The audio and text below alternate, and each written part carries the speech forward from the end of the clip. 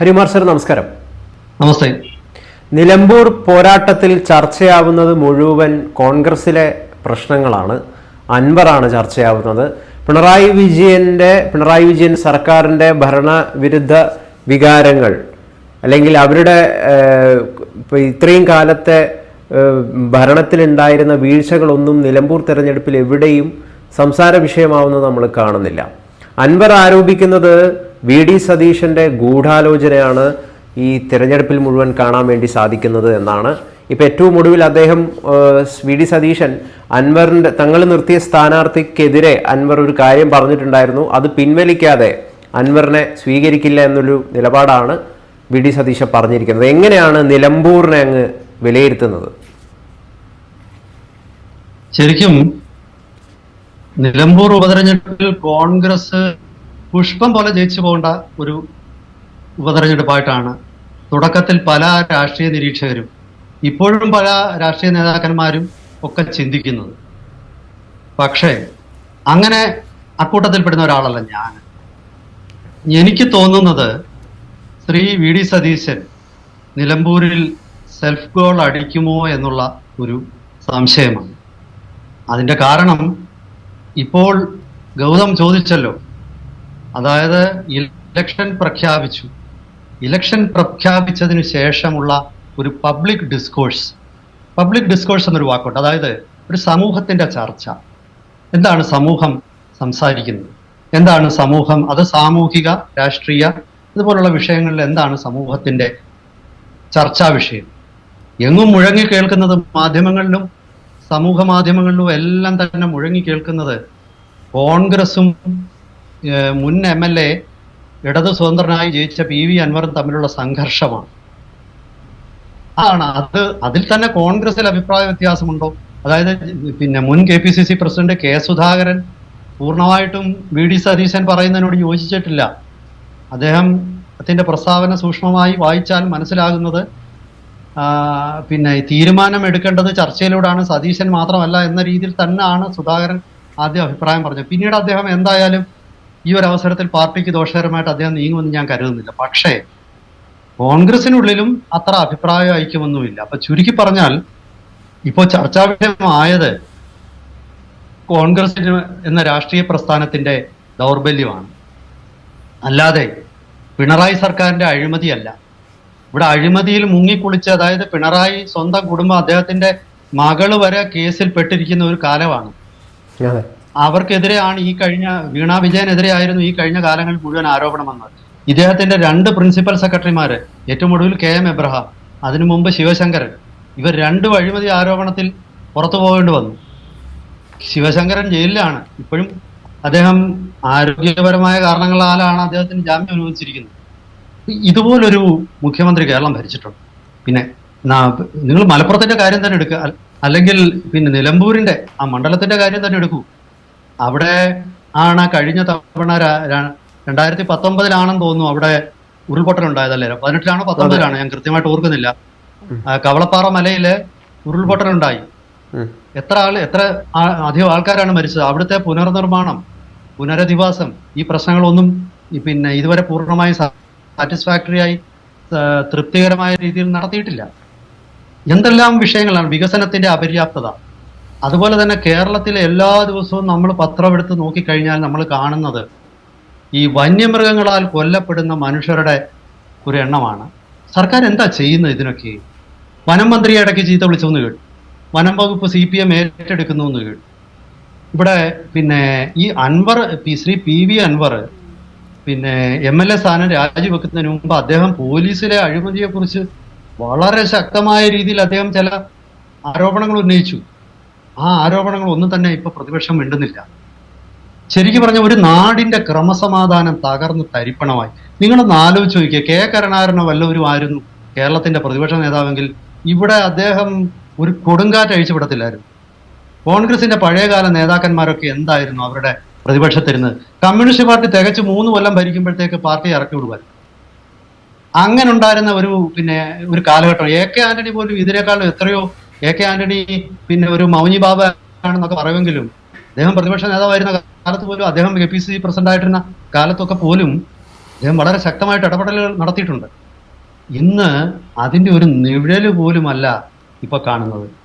ഈ എൻ്റെ ഒരു വിലയിരുത്തൽ, ഇപ്പോഴത്തെ ഈ പൊളിറ്റിക്കൽ ഡിസ്കോഴ്സ് ഇലക്ഷന് മുമ്പ് തന്നെ ആ ഇലക്ഷനിൽ ചർച്ച ചെയ്യേണ്ട വിഷയങ്ങളിൽ നിന്നും ജനശ്രദ്ധ തിരിച്ചുവിട്ടതിന് പിണറായി വിജയൻ യഥാർത്ഥത്തിൽ സതീശനോട് നന്ദിയുള്ളവനായിരിക്കും. കാരണം എത്രയോ വളരെ ഗൗരവമായ സർക്കാരിനെതിരെ ജനരോഷം മറ്റൊരു മലവെള്ളപ്പാച്ചിൽ പോലെ, മറ്റൊരു മണ്ണിടിച്ചിൽ പോലെ സർക്കാരിനെതിരെ ഒരു ജനരോഷം തടഞ്ഞു നിർത്താൻ പറ്റാത്ത ഒരു ജനരോഷം വരുന്നതിനെ സതീശൻ എന്നുള്ള പ്രതിപക്ഷ നേതാവ് അദ്ദേഹത്തിന്റെ താൻ പോരിമ, അദ്ദേഹത്തിന്റെ ഒരു ഈഗോ, ഇതെല്ലാം കൂടെ കൊണ്ട് അദ്ദേഹം അത് തലകുത്തനെ അദ്ദേഹം പ്രവർത്തിച്ച് അതിൽ നിന്നൊക്കെ പിണറായി വിജയനെ രക്ഷിച്ചു. ഇതില് രണ്ട് ഘടകങ്ങൾ എനിക്ക് തോന്നുന്നു. ഒന്ന്, സതീശൻ ഉൾപ്പെടെയുള്ള കോൺഗ്രസ്സുകാർ ചിന്തിക്കേണ്ടത്, കോൺഗ്രസ് ഇന്ന് പഴയ കോൺഗ്രസ് അല്ല. പഴയ കോൺഗ്രസിന്റെ ശക്തി കോൺഗ്രസിലില്ല. ഇത് പഴയ കോൺഗ്രസിന്റെ ഒരു നിഴലാണ്. അപ്പോ അവർക്ക് അങ്ങനെ കിടന്നങ്ങ് ബഹളം വെക്കാൻ എന്താ ഉള്ളത്? പിന്നെ നമുക്ക് നമ്മുടെ ഒരു ശക്തിയും ദൗർബല്യവും മനസ്സിലാക്കിയിട്ട് വേണം നമ്മൾ പ്രസ്താവനകൾ നടത്തേണ്ടത്. പണ്ട് കെ മുരളീധരൻ ആവശ്യമില്ലാത്ത മൂർച്ചയേറിയ പ്രസ്താവനകൾ നടത്തി അദ്ദേഹത്തിന്റെ ഇന്നത്തെ ഒരു അവസ്ഥ നോക്കുക. അദ്ദേഹത്തിനെ ആർക്കും വേണ്ട. സതീശനും ഏതാണ്ട് അതേ രീതിയിലാണ് പ്രസ്താവനകൾ നടത്തുന്നത്. അതിൽ നിന്ന് അദ്ദേഹം പിന്തിരിയണമെന്നാണ് എനിക്ക് പറയാനുള്ള ഒന്നാമത്തെ കാര്യം.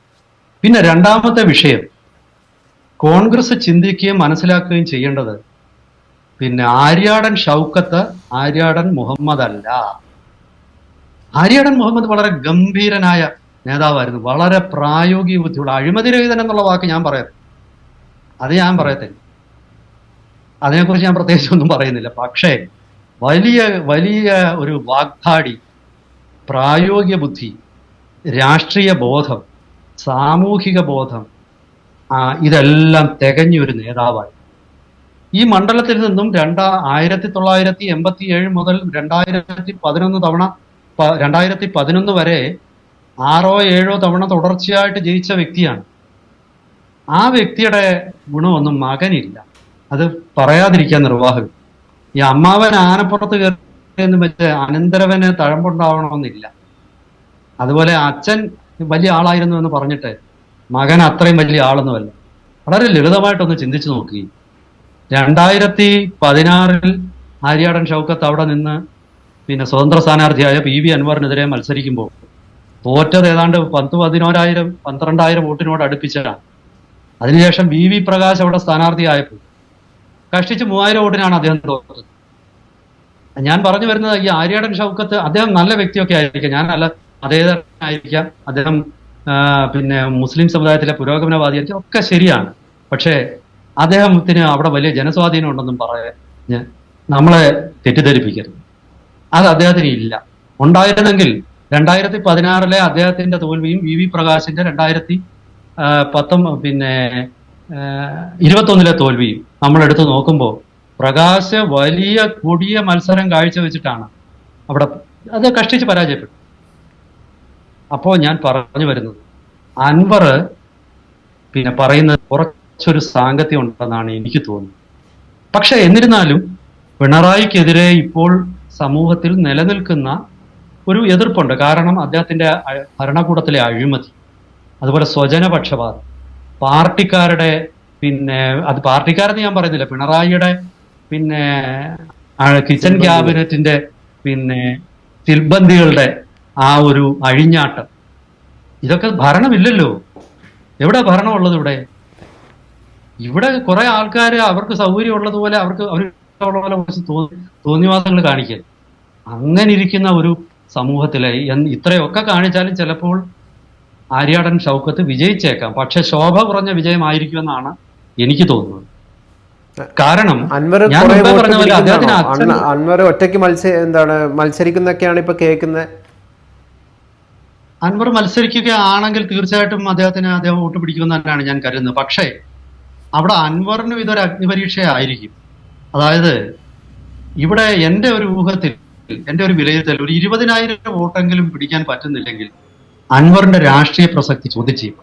മുമ്പ് സ്വതന്ത്ര സ്ഥാനാർത്ഥിയായിട്ട് നിന്ന ഏറനാട്ടിലും അതുപോലെ പിന്നെ വയനാട് ലോക്സഭാ തെരഞ്ഞെടുപ്പിലും നല്ല പ്രകടനം കാഴ്ചവെച്ചതിന്റെ അടിസ്ഥാനത്തിലാണ് ഇടതുമുന്നണി അദ്ദേഹത്തിന് 2016 തെരഞ്ഞെടുപ്പിൽ സ്വതന്ത്രനായ PV അൻവറെ പിന്താങ്ങിയെന്നാണ് ഞാൻ കരുതുന്നത്.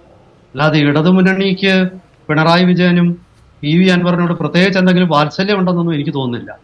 പഴയ കോൺഗ്രസ്സുകാരനായ അവിടുത്തെ KSUവിന്റെ നേതാവായി കോളേജ് യൂണിയൻ ചെയർമാനായിരുന്ന അൻവറിന് ഉള്ളത് വ്യക്തിപരമായ സ്വാധീനം. അത് ഒരു 20,000 വോട്ടെങ്കിലും പിടിച്ചില്ലെങ്കിൽ അദ്ദേഹത്തിനും ബുദ്ധിമുട്ടായി. പക്ഷെ അദ്ദേഹത്തിന് ഈ ഒരു മൊത്തം ഇലക്ഷനെ കലക്കി കളയാൻ സാധിക്കും. അതായത് 15,000 വോട്ട് പോലും പുള്ളി പിടിച്ചാൽ എനിക്ക് തോന്നുന്നു ആര്യാടൻ ഷൗക്കത്തിന്റെ കാര്യം വളരെ കഷ്ടത്തിലാണ്. ഒരു പ്രതികരണം നടത്തിയിട്ടുണ്ട്. അൻവറിന്റെ രാഷ്ട്രീയ വഞ്ചന, നെറികേട്, ആ നെറികേടിന് ജനങ്ങള് വിലയിരുത്തും, അതായിരിക്കും ഈ തെരഞ്ഞെടുപ്പ് എന്നാണ് അദ്ദേഹം പറയുന്നത്. കാരണം കോൺഗ്രസുമായിട്ട് നടത്തിയ ഗൂഢാലോചന, ആ ഗൂഢാലോചനയാണ് ഈ ഉപതെരഞ്ഞെടുപ്പിലേക്ക് പോലും നയിച്ചത്. അല്ല, ഇതില് പിന്നെ എനിക്ക് ഗൗതം തോന്നുന്ന 1-2 കാര്യങ്ങൾ. ഈ അൻവർ എന്ന വ്യക്തി ഒരു ഒറ്റയാനാണ്. ഈ കേരള രാഷ്ട്രീയത്തില് അങ്ങനെ ഒറ്റയാന്മാരെ ഒന്നും വളരാൻ മുന്നണികൾ സമ്മതിക്കില്ല. അൻവർ ഒറ്റയാനായിട്ട് നിന്ന് ഒരു കളി കളിച്ചതാണ്. അത് കാരണം അൻവറെ തോൽപ്പിക്കാൻ ഇടത് വലത് മുന്നണിയിൽ കോൺഗ്രസും CPM-നും ഒരുപോലെ താല്പര്യമുണ്ട്. ഞാൻ ഒരിക്കൽ അൻവറിനെ മുന്നണിയിൽ വേണ്ട രീതിയിൽ എടുക്കുമെന്ന് ഞാൻ കരുതുന്നില്ല. അതിൽ അൻവറിന്റെ സംശയം ന്യായമാണെന്ന് തന്നെയാണ് ഞാൻ കരുതുന്നത്. കാരണം അതിനൊരു കാരണമുണ്ട്. അത് കേരളത്തിലെ കോൺഗ്രസ് മാത്രമല്ല. നമ്മൾ ചിന്തിക്കേണ്ടത്, അൻവർ ഇന്ന് തൃണമൂൽ കോൺഗ്രസ് എന്ന് പറയുന്ന പ്രസ്ഥാനത്തിലെ മെമ്പറാണ്. ഈ തൃണമൂൽ കോൺഗ്രസ് എന്ന് പറയുന്ന ഒരൊറ്റ രാഷ്ട്രീയ പ്രസ്ഥാനമാണ് ബംഗാളിൽ കോൺഗ്രസിനെ ഇല്ലാതാക്കിയത്. മമതാ ബാനർജി എന്ന് പറയുന്ന കോൺഗ്രസിന്റെ ഒരു തീപ്പൊരി നേതാവാണ്. ഞാനിപ്പോഴും ഓർക്കാറുണ്ട്, അവര് യൂത്ത് കോൺഗ്രസിന്റെ, രമേശ് ചെന്നിത്തല യൂത്ത് കോൺഗ്രസിന്റെ പ്രസിഡന്റ് ആയിരിക്കുന്ന കാലത്ത് അഖിലേന്ത്യാ യൂത്ത് കോൺഗ്രസ് സെക്രട്ടറി ആയിരുന്നു. അതുപോലെ കേന്ദ്രത്തിലും അവര് പിന്നീട് മന്ത്രിയായി. അവർ എത്ര ശക്തമായിട്ടാണ് കമ്മ്യൂണിസ്റ്റ് പാർട്ടിക്കെതിരെ പിന്നെ ബംഗാളിൽ പോരാടിയത്. ബംഗാൾ അവർക്ക് കരതല അമലകം പോലെ, അതായത് കൈവെള്ളയിലെ പിന്നെ നെല്ലിക്ക പോലെ അവർക്കറിയാം. അവർ ജനങ്ങളുടെ നേതാവാണ്. അത്ര ഒരു നേതാവാണ്. കാരണം അവർ കേരളത്തിൽ ആ ഒരു പാർട്ടിക്ക് ഒരു MLA ഉണ്ടായാൽ എനിക്ക് ഉറപ്പുണ്ട് കേരളത്തിലെ കോൺഗ്രസിന് വീണ്ടും തലവേദനയാണ്. ഒരു വിഭാഗം മുസ്ലിം വോട്ട് പിടിച്ചെടുക്കാൻ അൻവറിന്റെ നേതൃത്വത്തിൽ തൃണമൂലിന് കഴിയും. അപ്പം ഇതെല്ലാം ചിന്തിച്ചുകൊണ്ടാണ് കോൺഗ്രസിന്റെ കേന്ദ്ര നേതൃത്വം തന്നെയാണ് അൻവറിനെ എടുക്കാൻ സമ്മതിക്കാത്തതെന്നാണ് ഞാൻ വിലയിരുത്തുന്നത്. അത് സതീശനും മറ്റ് ഈശന്മാരും എല്ലാം തന്നെ അതിൻ്റെ ഒരു മറയാണെന്നുള്ളത്. കാരണം പിന്നെ ഈ പറയുന്ന അൻവറിനെ ഇതോടുകൂടി രാഷ്ട്രീയമായി ഇല്ലാതാക്കണം എന്ന് തന്നെയാണ് 2 മുന്നണികളും തീരുമാനിച്ചിട്ടുള്ളത് എന്നുള്ള രാഷ്ട്രീയമായിട്ട് അല്പമെങ്കിലും ബോധമുള്ള ആർക്കും അറിയാം. അൻവറിന് ഭാവിയിൽ സീറ്റ് കൊടുത്താലും അയാളെ തോൽപ്പിക്കും. അയാളെ മന്ത്രിയൊന്നും ആക്കാനും പോകുന്നില്ല. എന്താ ഈ അസോസിയേറ്റ് മെമ്പർഷിപ്പ് എന്ന് പറയുന്നത്? മെമ്പർഷിപ്പ് UDP കൊടുക്കാമെങ്കിൽ കൊടുക്കരുത്. അപ്പോ എനിക്ക് അൻവറിനോട് സ്നേഹം പ്രത്യേകിച്ചൊന്നും ഉണ്ടായിട്ടല്ല ഞാൻ പറയുന്നത്. അതാണ് രാഷ്ട്രീയ യാഥാർത്ഥ്യം. അതാണ് നമ്മുടെ താല്പര്യം വേറെ ആയിരിക്കാം. എനിക്കും അൻവറിനോട് വലിയ താല്പര്യമൊന്നുമില്ല. പക്ഷേ രാഷ്ട്രീയമായിട്ട് എനിക്ക് തോന്നുന്നു അൻവറിന്റെ പേടി അസ്ഥാനത്തല്ല. അൻവറിന് കൃത്യമായിട്ട് ഇവിടെ വെച്ചിട്ട് മെമ്പർഷിപ്പ് കൊടുത്തില്ലെങ്കിൽ, UDF മെമ്പർഷിപ്പ് കൊടുത്തില്ലെങ്കിൽ ഇനി ഒരിക്കലും അൻവറിന് കിട്ടാൻ പോകും. ഇത്രയും സന്ദിഗ്ധാവസ്ഥയിൽ അൻവറിന്റെ സഹായം വേണ്ടിടത്ത് അൻവറിന് പ്രയോജനം ചെയ്യാൻ പറ്റാത്ത കോൺഗ്രസ് പിന്നീട് എപ്പോഴാണ് അൻവറിനെ സഹായിക്കുന്നത്? പിന്നെ ഒരിക്കലും സഹായിക്കില്ല. കോൺഗ്രസ് ജയിച്ചു കഴിഞ്ഞാൽ കറിവേപ്പില പോലെ അൻവറിനെ പുറത്തു കളയും. അത് ഒരു സംശയമില്ല. കാരണം അതിന് നിങ്ങൾ മനസ്സിലാക്കേണ്ടത്, ഈ വയനാട് ഉൾപ്പെടെയുള്ള അസംബ്ലി മണ്ഡലങ്ങൾ നിലനിൽക്കുന്നത് സാക്ഷാൽ പ്രിയങ്ക ഗാന്ധിയുടെ രാജീവ് ഗാന്ധിയുടെ മണ്ഡലമായ വയനാട്ടിലാണെന്നുള്ളതാണ്. അപ്പോ അവർക്ക് ഇതിനകത്തിൽ ഒരു പങ്കില്ല എന്ന് ആരെങ്കിലും ചിന്തിക്കുന്നുണ്ട്? ഇതൊന്നും നമ്മുടെ മാധ്യമങ്ങൾ ചർച്ച ചെയ്യാത്തതിലാണ് എനിക്ക് അതിശയം. കാരണം അത് ഈ സതീശന് ഇതിനകത്തിൽ പ്രത്യേകിച്ച് ഒരു താല്പര്യം ഉണ്ടാകുമെന്ന് എനിക്ക് തോന്നുന്നില്ല. സതീശനൊന്നും അല്ല ഇതിന്റെ പ്രശ്നം. കോൺഗ്രസിന്റെ ഹൈക്കമാൻഡ് തന്നെ. കോൺഗ്രസിന്റെ ഹൈക്കമാൻഡിന് കൃത്യമായി അറിയാം അൻവറെ ഇവിടെ കാലുറപ്പിച്ചാൽ അത് തങ്ങൾക്ക് പ്രശ്നമാവുമെന്ന്. CPM-ന് അറിയാം ഇയാൾ 2 വട്ടം MLA ആയ ഇയാളെ ഇനി ഇവിടെ വെച്ചുകൊണ്ടിരിക്കാൻ പറ്റില്ല. ചുരുക്കി പറഞ്ഞാല് ഇത് അങ്ങനെ ഒരു കലങ്ങി മറിഞ്ഞ ഇലക്ഷനാണ്. ഇതിനിടയിൽ ആര് ജയിക്കും എന്നുള്ളത് ഞാൻ ഒരു കാര്യം കൂടെ പറഞ്ഞ് അവസാനിപ്പിക്കാം. അതായത് BJP ഇവിടെ ഒരു യഥാർത്ഥത്തിൽ CPM ഒരു ഹിന്ദു സ്ഥാനാർത്ഥിയാണ്. BJP മത്സരിക്കേണ്ട, രാജീവ് ചന്ദ്രശേഖരന്റെ നിർദ്ദേശം മത്സരിക്കേണ്ട എന്നാണെന്നൊക്കെയാണ് മനസ്സിലാക്കാൻ വേണ്ടി സാധിക്കുന്നത്. പക്ഷെ അതിൽ അതെ. പലവർക്കും താല്പര്യമില്ല. അല്ല, എനിക്ക് തോന്നുന്നു അതൊരു ശരിയായ തീരുമാനമാണെന്ന് എനിക്ക് തോന്നുന്നില്ല. കാരണം അത് കോൺഗ്രസിനെയോ CPM-നെയോ അത് സഹായിക്കും. അതായത് ഇവിടെ എനിക്ക് അതിനകത്തുള്ള ഒരു കാര്യം പറയാനുള്ളത്, എല്ലാവരും പ്രതീക്ഷിച്ചിരുന്നത്, അതായത് മുസ്ലിം ലീഗ്, പലർക്കും ഒരു ചിന്തയുണ്ട് മുസ്ലിം ലീഗാണ് അൻവറെ കാലുവരുന്നത്. അങ്ങനല്ല. മുസ്ലിം ലീഗിന് അൻവറിനോട് ആ വിരോധമില്ല. മുസ്ലിം ലീഗ് അല്ല അവിടെ പ്രതിസന്ധി ഉണ്ടാക്കുന്നത്. ഞാൻ മനസ്സിലാക്കുന്നിടത്തോളം ലീഗ് അൻവറിനെ സഹായിക്കുന്നുണ്ട്. പിന്നെ അടുത്ത വിഷയം, CPM സ്ഥാനാർത്ഥിയായി ഒരു ഹിന്ദുവോ ക്രിസ്ത്യാനിയോ വന്നാൽ മത്സരം എടുക്കും. അങ്ങനെയാണ് എങ്കിൽ BJP സ്ഥാനാർത്ഥിയെ നിർത്തുന്നില്ലെങ്കിൽ ഒരുപക്ഷെ ആ സ്ഥാനാർത്ഥിക്ക് വിജയ സാധ്യത വരെ ഉണ്ടായെന്നിരിക്കാം. നേരെ മറിച്ച് ഒരു മുസ്ലിം സ്ഥാനാർത്ഥിയാണ് CPM നിർത്തുന്നതെങ്കിൽ, ഇപ്പോൾ പറഞ്ഞു കേൾക്കുന്നത് ഡോക്ടറായിട്ടുള്ള പിന്നെ മലപ്പുറം ജില്ലാ ആശുപത്രിയിലെ സ്വതന്ത്ര അദ്ദേഹത്തെ പിന്തുണയ്ക്കുന്നത്, അതിൽ വലിയൊരു പ്രയോജനം ഉണ്ടാവുമെന്ന് എനിക്ക് തോന്നുന്നില്ല. പിന്നെ നേരെ മറിച്ച് ഒരു ഹിന്ദുവോ ക്രിസ്ത്യൻ സ്ഥാനാർത്ഥിയോ ആണ് അവിടെ നിന്നിരുന്നെങ്കിൽ സ്വാഭാവികമായിട്ടും അവിടുത്തെ ഇലക്ഷൻ പ്രവചനാതീതമായിട്ട് മാറുകയും BJP സ്ഥാനാർത്ഥിയെ നിർത്തുന്നില്ലെങ്കിൽ അത് CPM-ന് ഗുണകരമാവുകയും ചെയ്യുമായിരുന്നു. അല്ലാത്ത സാഹചര്യത്തിൽ കുറച്ചൊക്കെ ആര്യാടൻ ഷൗക്കത്തിന് തന്നെ ആയിരിക്കും BJP സ്ഥാനാർത്ഥി ഇല്ലെങ്കിലുള്ള പ്രയോജനം എന്ന് എനിക്ക് തോന്നുന്നു. എന്തായാലും ശരി, അവിടെ പ്രവചനാതീതമാണ്. ഇപ്പോഴും ചിത്രം വ്യക്തമായിട്ടില്ല. CPM സ്ഥാനാർത്ഥി വരട്ടെ, BJP-യുടെ തീരുമാനം വരട്ടെ, എന്നിട്ട് മാത്രമേ നമുക്ക് ഇതിൽ വ്യക്തമായിട്ട് ഒരഭിപ്രായം പറയാൻ പറ്റൂ. ഇതാണ് എനിക്ക് ഈ മണ്ഡലത്തിനെ കുറിച്ചുള്ള ഒരഭിപ്രായം. തീർച്ചയായിട്ടും വളരെയധികം നന്ദി സർ ഈ ഒരു വിഷയത്തിൽ സംസാരിച്ചത്.